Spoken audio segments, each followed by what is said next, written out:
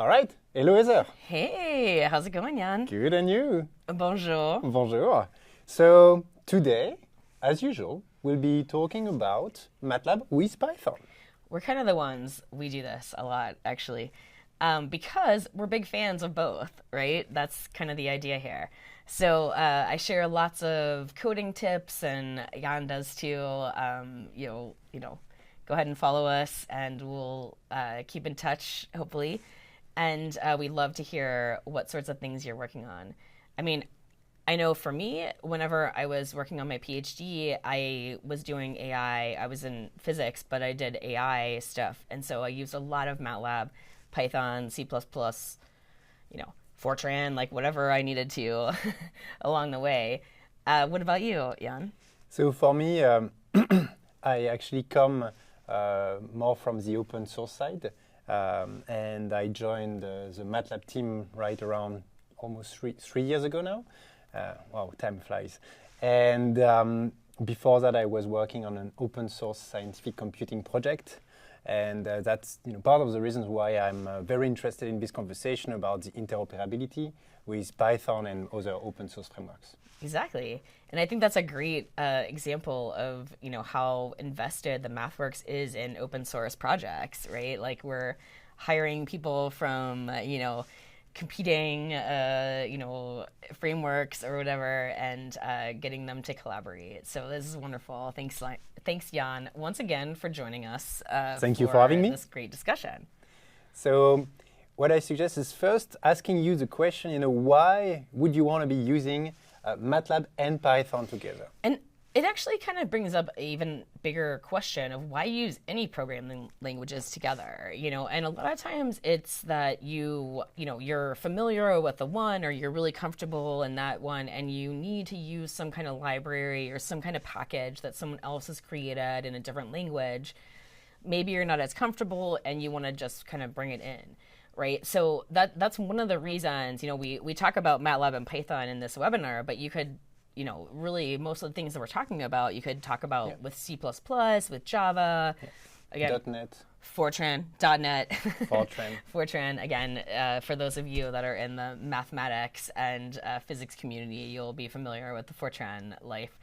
But the same things that we talk about are the same reasons. So for example, we have APIs that people have created that are really wonderful, right? Like the climate toolbox.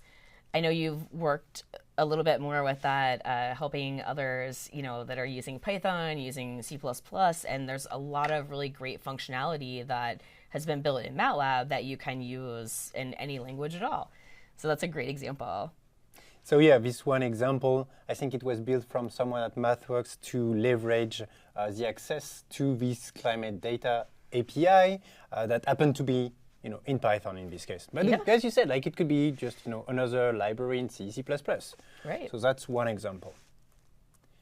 Maybe another one, speech command recognition. Oh, I like this one. Oh, this is near and dear to my heart, of course, because I remember I wrote the one that we deployed. Oh yeah. And it was very sad JavaScript interface, but it used MATLAB, it used Python, and a lot of those things that again, there's so much work in both languages over the years.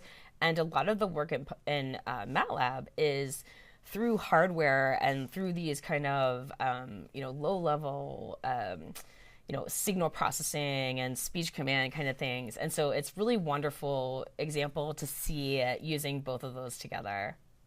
And we have another one, which is more in the space of simulating system like battery state of charge estimation. So I think that's a really good one as well, where it goes all the way to simulation and cogeneration. That's perfect. I was going to say, you can talk about that one. All right, I can talk about that one. No, but I think it's actually really great, especially when we're talking about AI, because a lot of these examples are AI.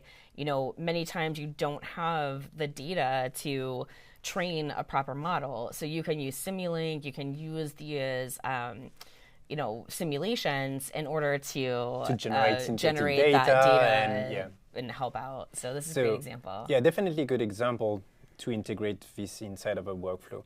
So maybe if I were to take a step back and just summarize, the typical arguments we hear from users that want to be leveraging those two together, MATLAB and Python, we hear first reuse of existing code. We hear about using functionalities that is coming from another language, and just simply plain collaboration, right? Right. So yeah. And you see a paper that has something implemented, and you want to. I mean, this is just the scientific process, right? So yeah, exactly. I think that's a great example of this kind of collaboration. So what we will do today is take our usual air quality example. You can find the code on GitHub, on your GitHub repo, yes. And we will be following along with you. I'll just go through like the small story, the storytelling we've been putting together for this whole example. And I think it's a great example. We've been using this over and over again. And, again, it was on my own GitHub years ago. But it's a great example because you get to see that whole process of that collaboration and, when you might want to collaborate with those different languages together. So it actually all starts with, in this case, me writing this Python code that will access. He's the Py guy. So I'm the Python guy in this scenario, and you'll be the MATLAB person. And we'll be collaborating together. I'll be writing this small piece of code that will just get data from a web service, from a weather web service, to process it a little bit. And then what you'll do first is you'll be calling my code, calling Python from MATLAB, in order to get this data. Get access to the data. And again, this is a really common thing that we see. Both Jan and I work with a lot of colleagues and a lot of different organizations that, we have a team that are working in Python or working in C, working in MATLAB, and everyone needs to take advantage of all this. We don't want to have to rewrite any code, right? Exactly. And so that's exactly kind of the game here that we're talking about, where, Jan has already written this excellent Python code. I want to take advantage of it, also take advantage of some lovely MATLAB functionality, and then ultimately we'll share it back into Python. Exactly. So that's the second step. Once Heather has developed an algorithm to predict the air quality based on the current weather, what I'll do is I will simply call MATLAB from Python in order to retrieve this and gradually go towards deployment.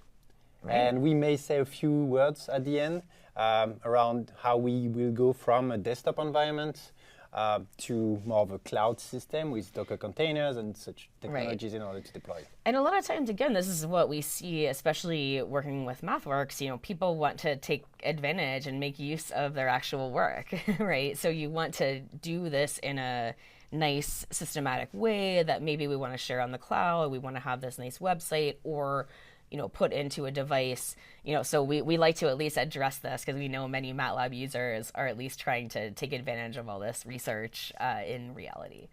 Exactly. So the agenda for today, what we will do is we will follow each of those steps.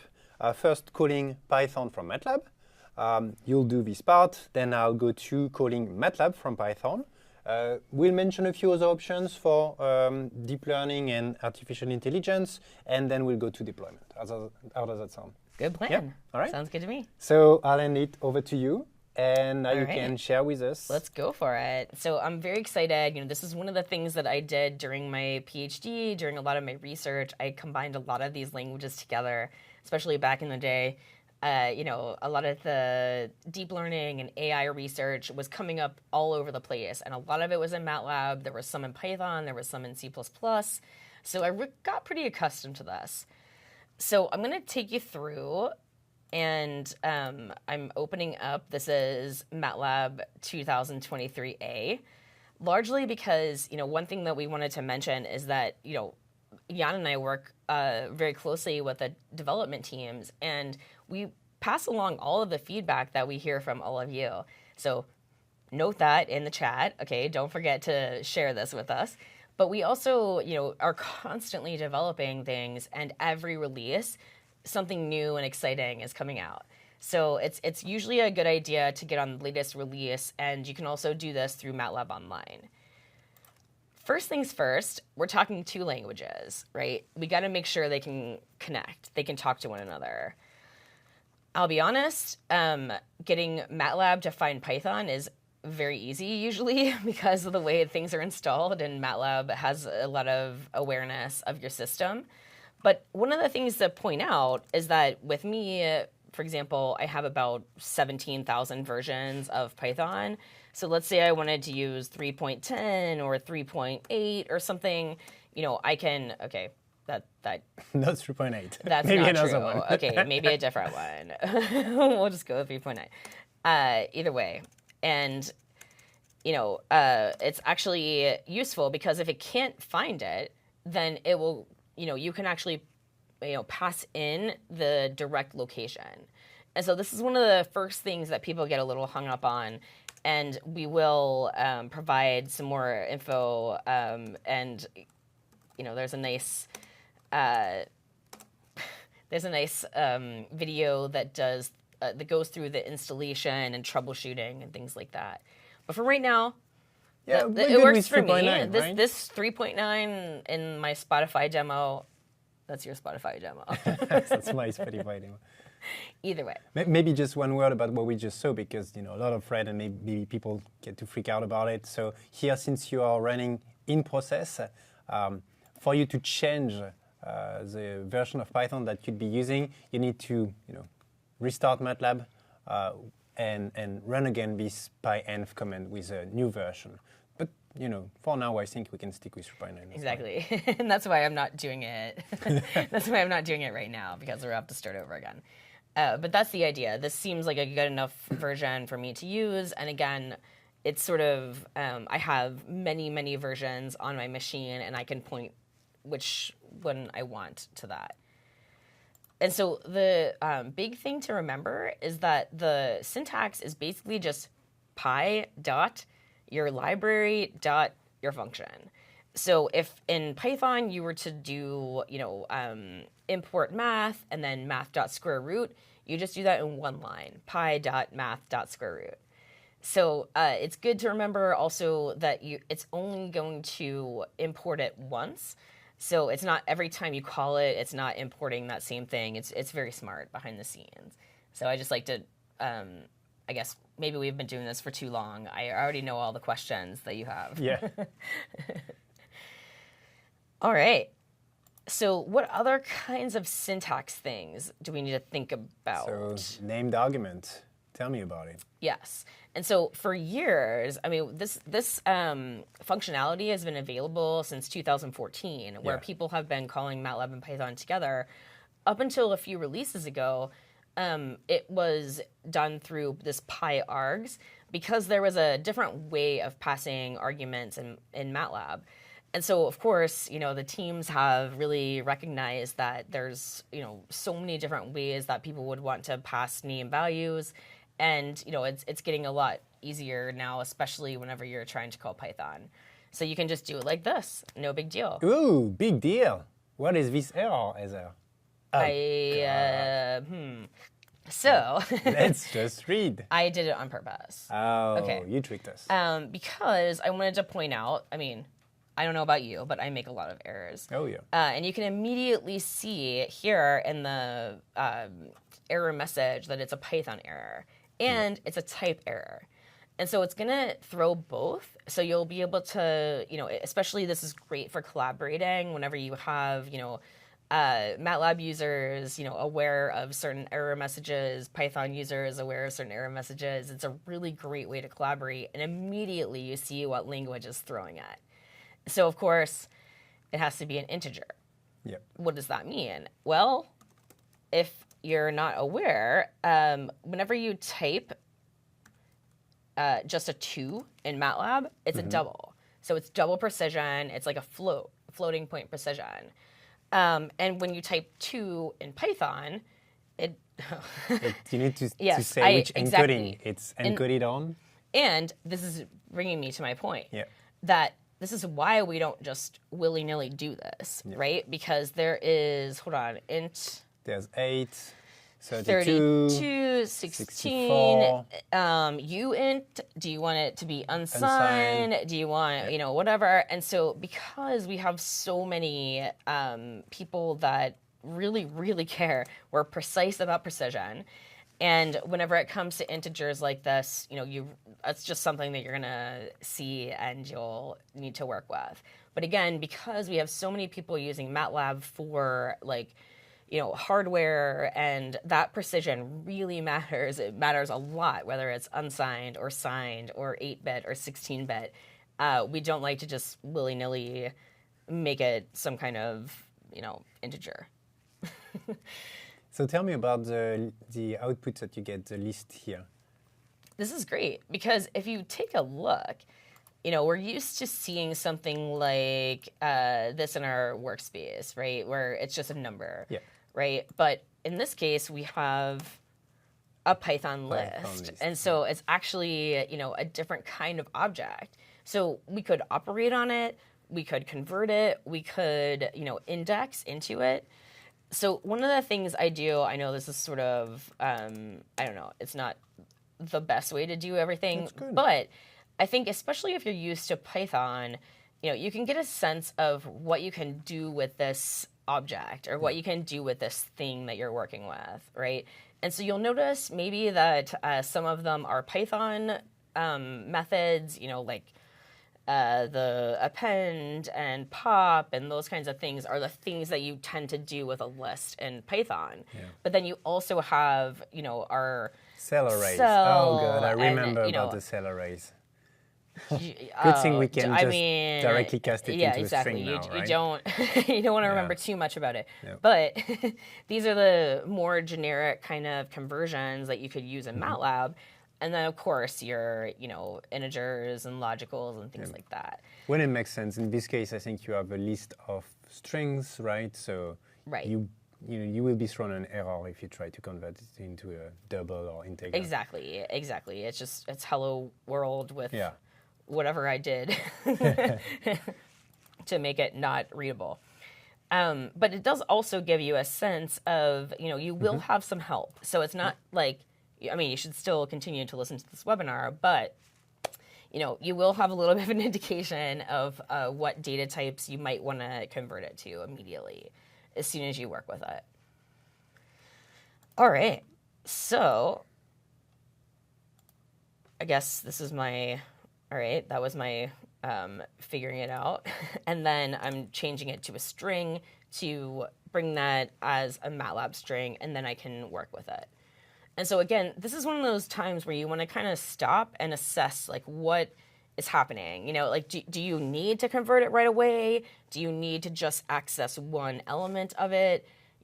And again, maybe some of us aren't used to thinking about this planning ahead, much, at least. Okay.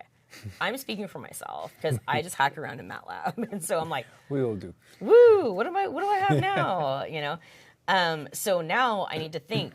Wait a second. I need to figure out when I need to convert this thing, what I need to convert. I need to step back and really assess. And so that's kind of what we'll talk about next. So we're gonna use this weather API because it's a great example. Again, this is Jan made this. Just a very nice, straightforward Python code that, imports the weather information, and then we want to be able to use it in MATLAB to predict our air quality. So first, we're going to get our access key, which we will share for free. But just like we saw before, pi.math.blah, pi.weather.getCurrentWeather, and then we pass in whatever we need.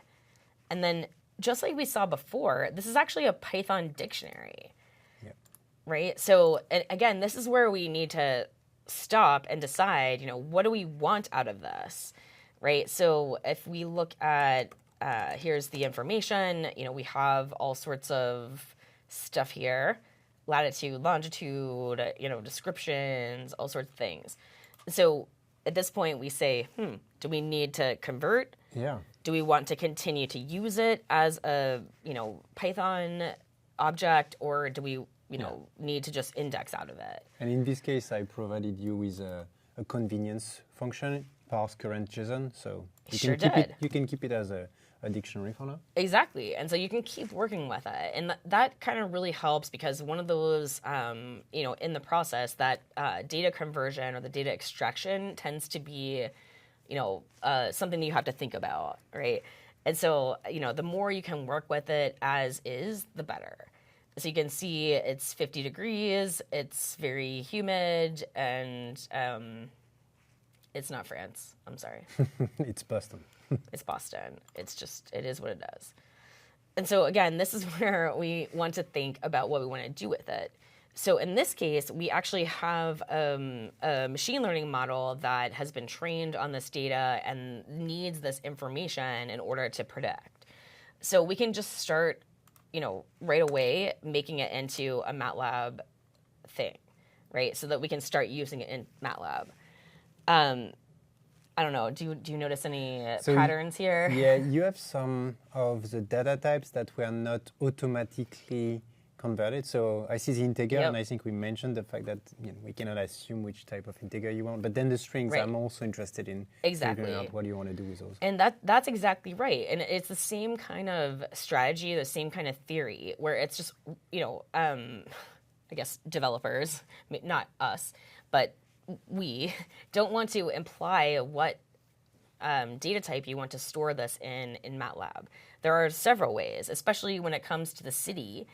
This likely will be a categorical instead of a string or a char. And, if we just kind of implied that, it would just be a string or a char. And, this way you're able to, think about it. And of course, the current time, that needs to be a date time. And so, of course, it starts out in a string. We need to convert that, and again, it's really pretty straightforward. Of course, if it's just a number. Yeah, just a double. Double. No big deal, fine. Or single, or whatever makes sense, in maybe 16, integer, blah, blah, blah. And in this case, we actually created some code to, detect what type of data it is whenever it's coming in, and then do the appropriate thing, right? So we're converting it to a structure, and then eventually, converting date times and our, text and things like that. So, again, I think this is probably one of the most common questions that we get whenever we're combining languages, regardless of what it is. It's always that data type and that connection of, like, how do you represent something in one language versus the other? So always something to think about. So we wrote this code, you can check it out, and now we have things in a nice way that we can represent for machine learning. Again, very humid here, in case you notice us sweating. So we wanted to, I loved this part that you provided because it's really showing some of the things that you really want to do with MATLAB and Python together. Yeah, arrays, right? Like list and arrays, that's the type of data. It's MATLAB, right? It's matrix those, laboratory. Right? This is what you do. You don't work with scalars, right? So again. And for forecasting, I guess it makes sense, right? Of course. We want to see the forecast. We want to compare it. We want to do our math and, similar kind of thing. But of course, even changing it to a struct, you still have a struct of Python lists. So we want to make sure, again, we're converting, we're really thinking about what we need out of that information. And of course, again, it actually tells you right here nowadays, string, double, cell, however you want to convert it, whatever makes sense. So that's really the, I guess the approach, just taking that data, if you can, continue to work with it or extract information out of it, or, convert as you need it. And then, of course, you can use all the lovely things that MATLAB and Python have to offer. A lot of our examples tend to do, these... You need a timetable for that. Oh, oops. I did not run the... I was getting ahead of myself. So I got a little timetable. This is awesome. And now I can retime it or resample it. That's convenient. Very convenient. You can change the time step. Right now it's 3 hours, but maybe it'll be better to get it down to 1 hour, right? Yeah, perfect. Yes, exactly. And these are the kinds of things that I really value. I mean, both of us, are savvy with both languages, savvy enough to, be dangerous. But this is one of the things I really value with MATLAB, just kind of understanding what types of things you probably need to do with your data, be it, scientific, engineering data, and making it very easy to experiment. I mean, I don't know about you, but I love modified Akima cubic interpolation. I love it. Makima. But maybe linear is easier to understand. Yeah, that sounds more like me. That sounds better. I was very excited. I got to put Makima in a blog post. So it was kind of, I peaked right then. But, it's really nice because, again, you don't always know what you're working with whenever you are bringing in data, especially when you're working with different languages. So, you can update this. We have another example here where we're removing trends, taking a look at some of these. There's running Python code. Mm-hmm. Nice left. Yeah. Oh, yeah. I like that one. Jan made it. But again, many of those data things like cleaning outliers, group computations, those kinds of things that people really value, just kind of going in and out. And now, let's say I want to share this with my pal, Jan. He's right there. So I make a prediction. I want exactly. To predict he wants a prediction. He has high expectations. He's like, You're the crazy MATLAB AI lady. Give me a prediction. So I'm predicting air quality based on just weather information, which is not calculated that way. It's just temperature, pressure, things like that. And, it's wonderful because we can just go through this same process, take that new data that, Jan has provided through his code, and now we can use our model and apply that appropriately. Good. It's good. Looks good. I didn't think it was. It's sort of humid. I don't know what air quality... I don't know. Maybe I guess it's fine. We may need to revisit your model, but that's I guess fine. it's fine. Okay, Maybe it's fine. It was an example. It's maybe drifting over time a little bit. It was an example. Yeah, exactly. This was trained in 2018. Things have changed. Things have changed. Climate change. But anyway, so now that we've gone through this whole flow and we've gotten our prediction, then we want to prepare this to be able to call it in Python. So I want to pass this over to Jan and make sure that we can call this in Python so that eventually we could, put this on the cloud. We can incorporate all of this into, a nice website. So again, all of the steps that we just took. Anything else? Let's, what do we see here? We saw how to connect things together, how to configure the environments, and that syntax for the Python functions, where again, it's just pi.math or pi.thing.function, right? And then remembering the data types. There's a lot of information. We're going to share all of this with you, all the different data types between different languages. And then, of course, how to, call the Python code regardless of how it's organized to begin. All right. What do you think? Well, I can certainly take it over from there. So you've provided me with a nice model, with a function to call this model.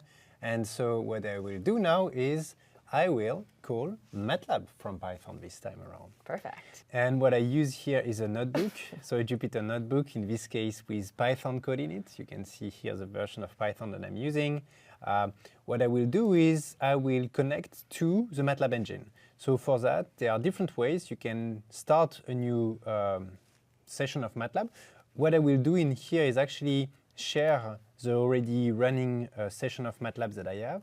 In order to do that, I'm going to go in matlab.engine.shareengine. Okay. And it's really common if you're working kind of side by side like we've been, where we're developing, in both languages. You can just share it. You don't have to start a new process. So here I'm getting the name of the engine, and I'm importing the matlab.engine library and making a connection to this session here, and it's instantaneous. So I get it in the variable. Just one more point too, for these, for the engine API and the compiler, we do provide a script to help connect everything. So I just wanted to point that out, as we're going along. You can also find a lot of the documentation here on our help, and you can see how to get it set up and working. So once you're there, the first thing you can do is just like Heather showed you, is test with a very simple function. So here again, we will be using the square root of 42. Let me make an error for you so that you can see what You're not happens. supposed to tell them that you're supposed Oh, sorry, I spoiled the fun. Shocking! It's an error. So here, Surprising. an error. And it has to do here, if we scroll down, it's a MATLAB execution error. It has to do with the undefined function square root for an input type of integer 64. Yep, classic data type problem. Classic again, and that was the reason why I was here using a double instead. And in this case, it's defined, and so I can simply execute it and print the result. So one small difference in behavior as well that you may have noted here is if I were to remove the print statement, then it's not going to output the value of x.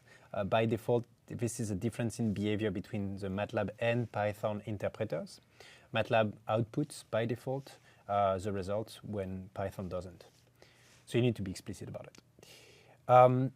One case where you may have different numbers of output arguments. Here, for instance, with the greatest common divisor, you can have either nr equal 1 or nr equal 2, and depending on here what you say, here it's going to output a different value of x and a different size of x. Right. So here, for instance, I get 5 and 0, and if I want here, it's interesting. So x of 1, it's the second argument, right? This is the second element of this value x. We're just trying to remind you that you're working with two different languages. Exactly. And I don't know about you, but I always use the wrong brackets and the wrong brackets and starting indexes at 0 or 1 is always a little But you'll confusing. immediately know. I think it's good about the errors and the workflow, so you'll know right away. Which one? Let me clear all of the output. I'm spoiling all of the fun otherwise. What I'll do is now I'll go inside of MATLAB and I will define a variable b equal 42. And when I come back on this side, what I can do is get from the workspace m.workspace b, okay? And here it's just getting me 42.0, right? So it has been defined on the MATLAB side. I'm getting it back as a double here. Here there's also a mention to displaying the desktop. It doesn't make sense in this case because the desktop is already up and running and I can switch between the two applications. But when you're running MATLAB as headless and just calling MATLAB from Python headless, then you can simply also use this m.desktop and reminding that you need to specify nr equals 0. It's just going to give you an error otherwise. So this is just to get started. Yeah. Now let's look at the example that we took previously with the weather, the current weather first. So we're going to get here sample data in London. So don't pay attention to the values because they are just sample data. They were taken at some point in time in London, and they are in Kelvin also. So it's a little definitely weird. 288 degrees Fahrenheit. I don't think that. I mean, I'm not in London. I mean, not the London that I know. So here, the first thing that I'll do is I'll be using this predict air quality function that you provided me with. So I'm just doing m dot name of the function. I pass it the data, and here I print the air quality, and it's good. It's good. All right. Now what I can do is also do a little more data pre-processing. So in this case, I'll take the forecast, and I'll do that in Munich because the sample data is passed in Munich for the sample API. And here I'm getting again. Just because you speak German too, you're just trying to show off because he speaks French and German and mostly English. Also because it's just a sample data. That's it. Okay, so what I'll do is I'll pass things around, converting this. If you want to see data, what do I have? Okay, So it's a dictionary, and I can ask it, okay, what are the keys in my dictionary? So those are the types of things you would normally do. And you'd be like, okay, so now I want to get the temperature. So what I'll do is I'll just simply type data, and here brackets, square brackets, temperature. Here you go. So here you have a list of numerical values. All right. So what I'll do is I'll pass this list to the workspace and convert it into a MATLAB double. And part of the reason that we want to do that is because then we can use things like the apps, right? So one of the things that, I mean, it sort of makes me lose sleep at night sometimes, but the classification and regression learner, I spent years and years of my life like working on one of those algorithms, and now there's like 30 algorithms for machine learning, and you can just hit a button. So these are exactly the kinds of things that people want to do with MATLAB, and you can just pull it right up. Or one of our other favorites is the Data cleaner app. Yes, that's a great one. That's the one that I intended to show to you. You also have the signal analyzer that you like. That was the one I was thinking. I think I was going to say signal analyzer, but you pulled up the data cleaner, I'm and going to it's show similar. you the data cleaner. It's very similar. Yeah, I just want to stay in base MATLAB for now. So this is included in the base version of MATLAB, the data cleaner app. So it's just very convenient for me. What I'll do is you may have seen me converting here this into a timetable, and this is the type of data that is accepted by the data cleaner app. So this was me here doing an eval statement to create a timetable, as you can see here. So just a small line of code in order to convert in the right data type in order to use the app. Yeah. This is great. And again, this is one of the most common things. I mean, we have a couple of examples even using Simulink to simulate the data, and then bring it into Python, do some analysis, do whatever, and then bring it back into MATLAB to deploy it. So I think this is a great example, especially data cleaning. That's such a common thing. And here, as you're going to see, you can just click a few buttons and try some algorithms and see what happens. So here, what I'll do first is exactly what you've done before.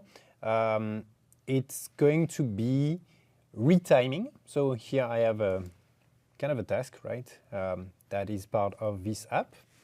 And I can simply retime to, instead of every 3 hours of sampling, turn it into every 1 hour. Right. And that's so common because sensors tend to have different sampling rates, and you're always needing to combine them together. So it's a really important app for that sort of thing. So here it's going to be doing the retiming, and as you can see here with the data or visualization, it's going to turn from every 3 hours to every 1 hour, so fitting in between those values. And then what I will do next is just smoothing the data. So here you can see it's a little rough, like I just want it to be a little nicer. So I'm just going to simply use like a moving mean, and I can change the smoothing factor. So here you go, you see also the results here. And again, I think this is a great example of experimenting like this, where this is the first time you're looking at this data. Maybe you need to just kind of try things out and really try to understand. And this visual and the app really helps a lot with that. And once I'm done, what I can do is simply either export the output, the data, to the workspace, or I can create a function. And in this case, that's what I'm going to do. I'm going to call it, let's be creative, preprocess, very, very creative. And as you can see, it's just going to be generating the code. Here, I want to replace the one that I had already created. And this function now, I can call it, I can close the app, and I can call it from Python.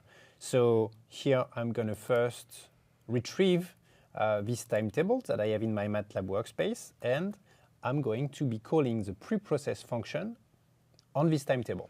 I'm going to create a second timetable, and out of this table, I will simply write a Parquet file, and here I'm going to be using pandas in order to read the Parquet file and just plot it. And again, I think this is a great example because there are like certain situations where you want to go back and forth, where you want to have, your app that you're exploring with, and then you want to bring it into Python. And then there are other times where you just want to call, what you've already written and kind of go on with your process.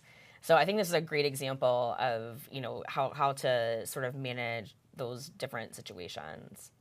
So here, I ran into an issue because I had not, here you go, and now I need Matplotlib. So there's a whole bunch of libraries that I was missing, and you're going to be falling into this scenario as well. I want to execute this, but I don't have the library. So you just go back to your console and you pip install. I needed PyArrow, now I need Matplotlib, and you try again. Cross your fingers. So that's typically what just happens when you use Python, right? So we're good. And now we can finally plot the result. Here you go. Smooth. Very smooth. Very smooth. And once we're done, we can simply exit the MATLAB Engine. And here we go.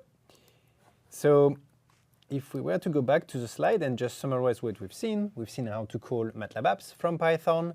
And we also saw how to connect to the MATLAB Engine. We mentioned briefly that we can pip install it, so you can use the Python package manager in order to install the MATLAB Engine as of 22A or B, I believe. And you can specify which version of the engine you want. It's all documented in the documentation.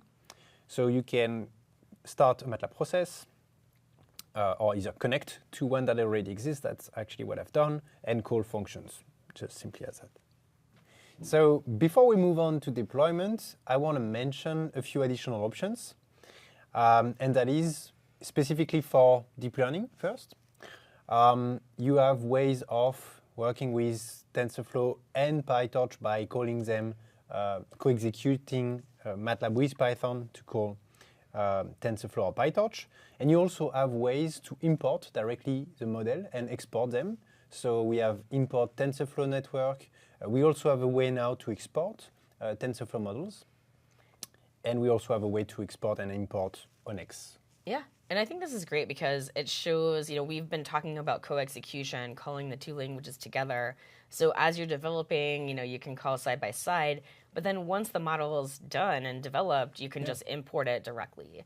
So there are a few options for that. And of course, you can also check our model hub, the deep learning model hub, to see if you already have some pre-trained models that you can simply use. Very nice domain-specific examples, too.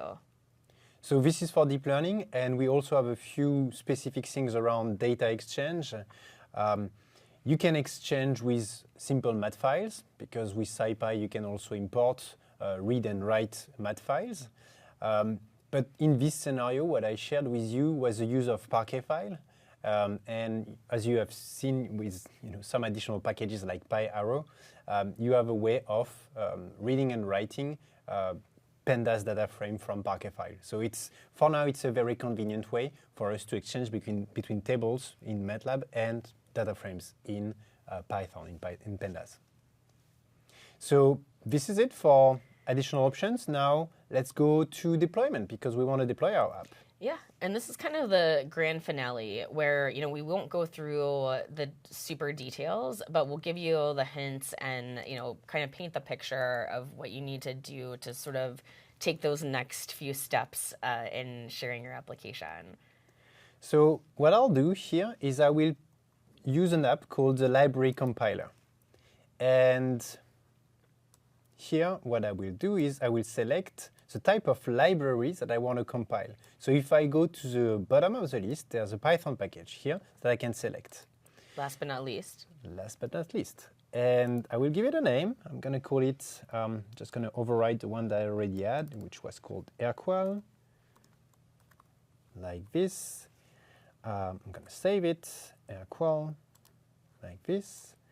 And I will simply select the function that I want to export. So in this case, it's the predict airqual function that you've developed for me. And here I'm simply going to be packaging this So let's see. And it's nice that it really detects a lot of the other code that you need. Yeah, so, the dependencies. If you have like a large project, it'll detect a lot of that. So that's what you've seen popping up right now is all of the dependencies to this function that I got from Heather, the air quality model.mat. There's some mentions about cities and this function, the prep data, that you've used also to pre-process the data. So once I'm done with this, I can simply package it. It's going to create a few binaries. And it's going to open also my folder, my file system. And it's really great because you can be, the MATLAB developer or the, domain, scientist, and you don't really need to know about the next steps of IT.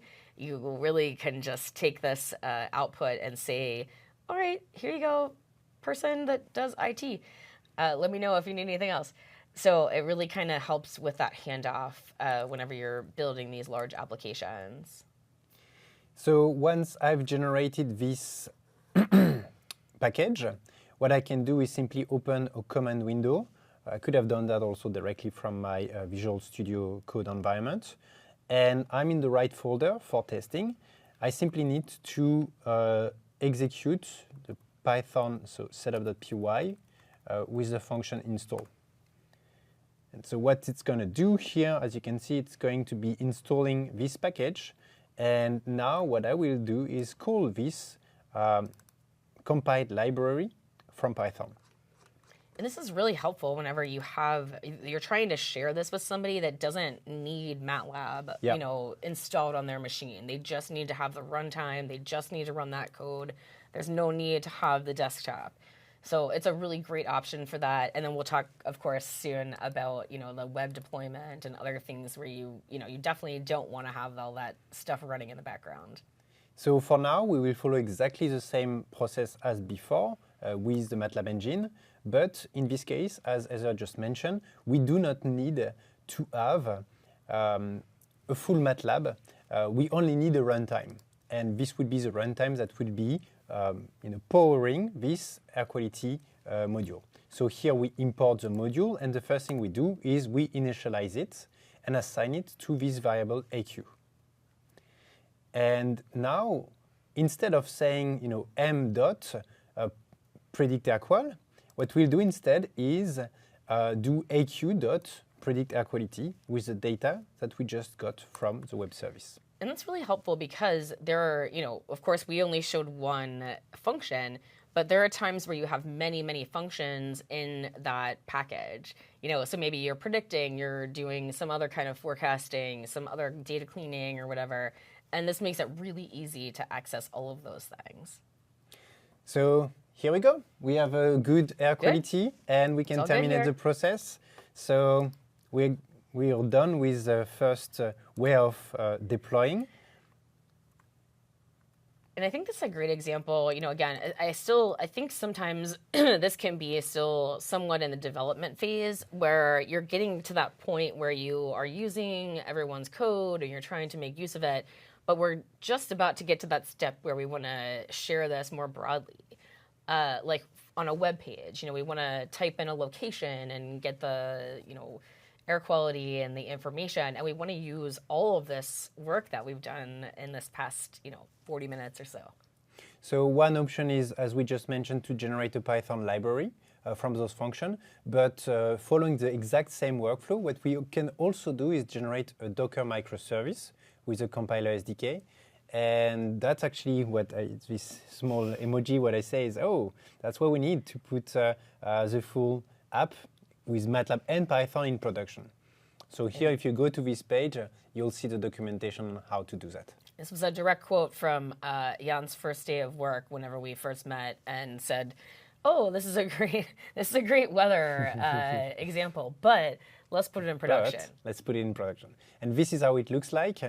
Here, a small video of the running app in production, so to say. Here, it's local to to the user's machine, but here you can give it a new city, and once you hit submit, it's going to go off in the background and request this web service to do the computing and getting back the air quality. And again, a great example of combining both MATLAB, Python, more than MATLAB, Python, because it's JavaScript and Java, all sorts of things. So it's a great example of sort of pulling everything together, all of your work, and presenting it for the world. So if you want to try it out yourself, go to Heather GitHub and try it out. Give a star. You can fork it. You can give us feedback, make pull requests. All of the types of things you do in open source. Maybe a bit of a conclusion, a summary from all of what we've seen today. First, you showed us how to simply call py dot the name of the library and dot the name of the function that was to call Python from MATLAB. Then I was showing you how to call MATLAB from Python. And we saw a few additional options for deep learning and for data exchange. And finally, we've seen how to deploy MATLAB as a Python package or as a microservice. And that's the conclusion. That's great. Yeah, so hopefully we have covered most of what you're interested in, and we're happy to take any questions now. And we're happy to keep in touch. So thanks a lot for your attention, and we'll keep in touch. Thank you. Thanks, Jan.